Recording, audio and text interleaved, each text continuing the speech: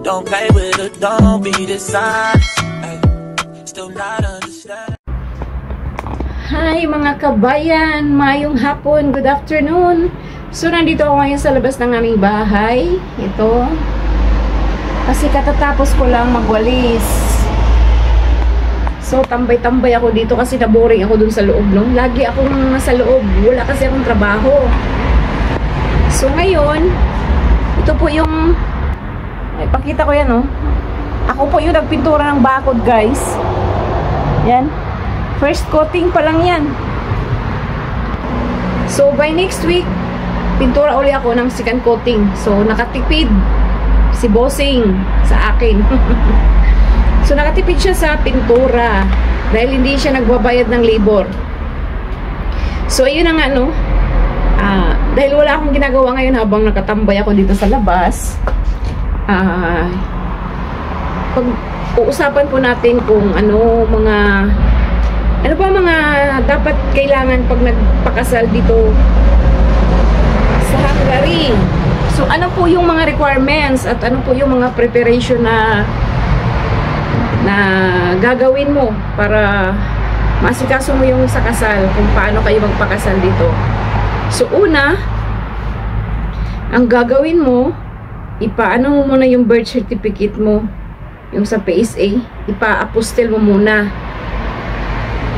Kung single ka, kumuha ka ng sinumar. Tapos kung may asawa ka na, tapos nag-divorce kayo or annulled kayo, isama mo yung marriage certificate at saka yung divorce paper or annulment paper galing sa korte. Tapos kung patay naman yung yung asawa mo, mo yung death certificate. Tapos yung marriage contract nung kasal nyo nung una. So, i-attach nyo yun. Tapos, ipa-apostle nyo. And then, pa-apostle kasi sa DFA yun eh. Kuha ka muna ng sa NSO, sa PSA. Tapos, DFA. Pagkatapos nung ma-apostle na, so mag-wait ka. Palagay mo na lang na mag-wait ka ng pinakamatagal na yung 1 month. So, kasi depende yan sa schedule na makukuha nyo doon sa Pilipinas, di ba? So, ipapadala pa yun dito ng DHL. So, yun po yun. Hihintayin nyo dito. Ngayon, habang hinihintay nyo dito, asikasuhin nyo na yung mga dapat yung asikasuhin. Yung halimbawa, kayo ng invitation letter or sa venue ng kasal nyo. Kumbaga na kayo ba? Magtanong-tanong na kayo kung saan nyo i-held, kung alam mo yun, mag-inquire na kayo ng mga dapat yung anuhin. Tapos, i-prepare nyo na rin yung yung wedding gown. Kasi, kailangan din yan, sukat pa yan eh. Tapos dito kasi, hindi basta-basta na lalo na pag wala kang size. Kasi may mga adjustment pa yan pag kahit bumili ka ng bago or yung na siya, yung gawa na. Kailangan pa rin ng adjustment yan, di ba? So, yun. Tapos pinaka-importante, yung wedding ring. So, pag bumili ka kasi ng wedding ring dito, magpagawa ka ng wedding ring, maghintay ka rin ng 1 month. Dahil, i-grade pa nila yung hindi ka agad makukuha. So, pa nila yan. I-prepare pa nila yan yung wedding ring nyo bago nyo makuha. So, mag-wait kayo ng 1 month. So, ganon. Tapos, habang nag-wait kayo, ayun na, dumating na itong, mga apostle na, mga documents nyo. So, i-xerox nyo naman yung temporary residence card nyo dito, yung pinaka-ID natin dito sa Hungary. Tapos yung birth certificate, yung passport. Tapos, pag okay na, yung dumating na yung yung tawag nito, yung galing sa Pilipinas na naka-apostil. So, ipatranslate nyo yun dito sa Hungary. Ipatranslate nyo sa Hungarian language na ano, Hungarian na translation. So, ang alam ko, ano yata yun per liter or per word ba yun? Parang, basta hindi ko sure ha. Nasa ano na yan, per liter or per word yung babayaran nyo. So, kung medyo divorce ka or annulment yung papel mo, medyo madami-dami ka ng papel. Kasi, di ba yung galing sa korte, marami yun eh. So, ipapatranslate mo yun. So, yun. Maganda ka na lang din ng ano, talagang paghandaan mo talaga yung kasal. So, kung apam naman, si apam naman magbayad yan. So, pagkatapos na yung, ayun na, punta na kayo ng ano sa, kung saan dito sa Hungary yung may translation. Pag na-translate na, so mag-wait kayo. Pinaka ano, mga 1 to 2 weeks yan. So, makukuha nyo na yan. Pag nakuha nyo, so ready na lahat, dahil na-xerox nyo na yung passport nyo at saka yung TRC nyo, pupunta kayo sa munisipyo nila. Kung saan, taga saan yung asawa mo, doon kayo magpakasal, di ba? So, punta kayo ng munisipyo nila kung saan kayo ikakasal, magpa-schedule kayo doon. Kasi i-interviewin pa kayo. Tapos, pakita yung mga, dalhin nyo na yung mga documents nyo lahat, pati yung sa, yung ano na-translate na, kasi, para hindi kayo pabalik-balik. Tapos, pag Monday to Friday dito, pag ikakasal ka, walang bayad yung venue sa munisipyo. Kasi mostly naman, munisipyo ang kasal eh. Pero kung i-schedule mo ng Saturday, magbabayad ka ng 10,000. So, yun.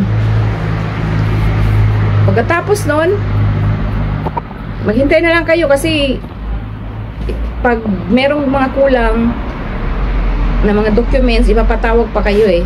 Pero pag wala na, maghintay kayo ulit ng 1 month para ma-approve yung ano nyo, yung mga documents nyo. Kasi check nila yan kung legal ba yan, kung hindi ba yan fake. So, yun. Pagkatapos nun, kung approve na, kasi dadalhin yan sa pinaka-city nila eh.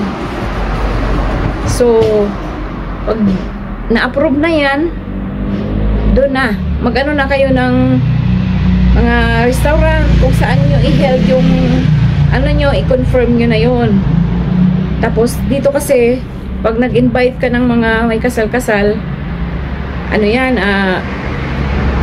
per head din yung ano yan, lalo na sa restaurant, per head. So, bilang ang tao dito pag nag-invite ka, depende sa kakayahan mo. So, ayun na. Pag naano na, syempre, mag-order pa kayo ng cake nyo. So, hindi rin basta-basta eh.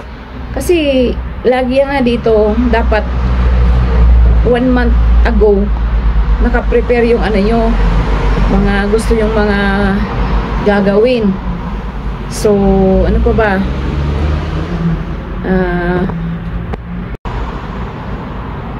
Tapos guys, yung mga lalaki, no, maganda talaga kayo ng pera, no, kasi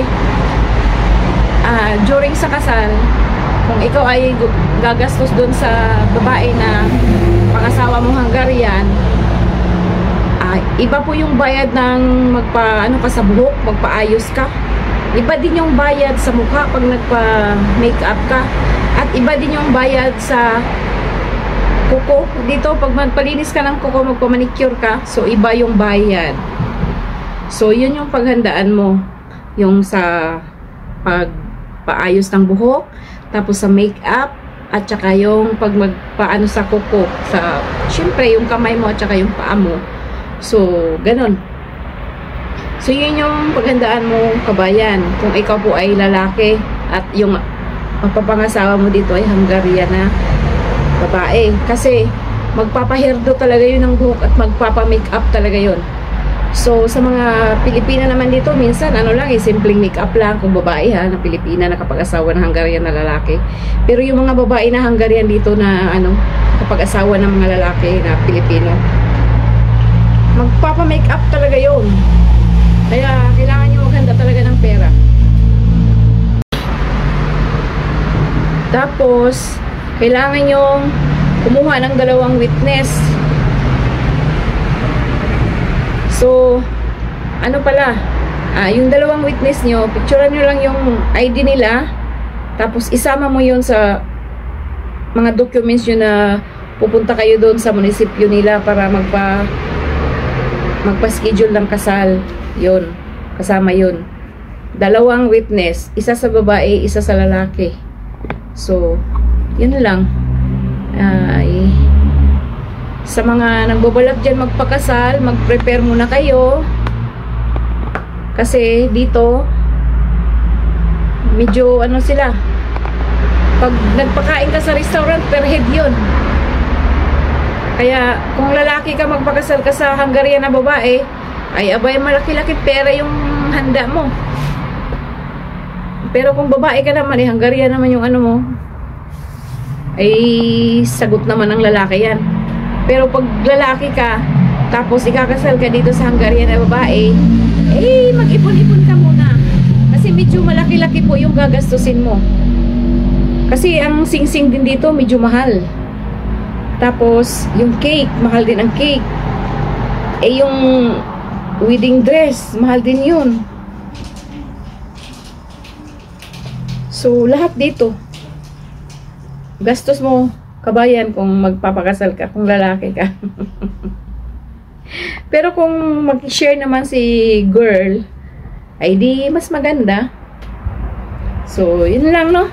Sana makatulong to sa inyo kung sino man yung may mga balak magpakasal dito sa Hungary.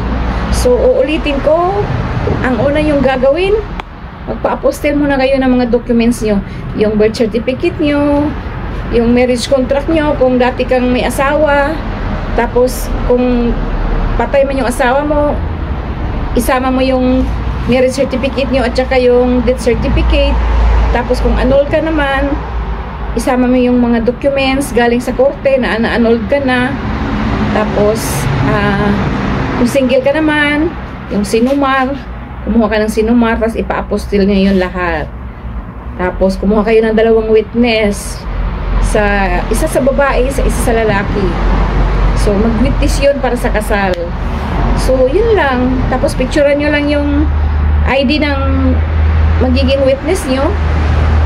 Tapos yun, punta na kayo ng munisipyo para magpa-schedule. So yun. So mas maganda pag punta kayo ng munisipyo, naka-ready na yung ano nyo, naka-translate na yun sa translation ng Hungarian yung mga documents nyo, kasi nga para hindi kayo pabalik-balik. Kasi di ba may mga trabaho tayo. So para isang puntahan lang. Kasi hindi ka lang isang beses pumunta, ipapatawag pa uli kayo dahil may pipirmahan pa kayo. Yun. So yun lang, no? So thank you for watching, guys. Sa susunod nating video, pag-usapan naman natin kung paano yung ano ba yung mga requirements para mag-ano ka naman ng passport at saka yung sa report of marriage. So guys, kung hindi ka pa nakasubscribe sa aking YouTube channel, huwag mong kalimutan mag-subscribe diyan sa baba, guys. Paki-click na lang, guys, para ma-notify ka kung meron akong bagong video, no? So libre lang yan, guys. Libre lang yan, no? So kung nakaabot ka sa video na to, guys, thank you so much. So hanggang sa susunod nating vlog. So salamat sa inyong lahat. Kusunom Seven.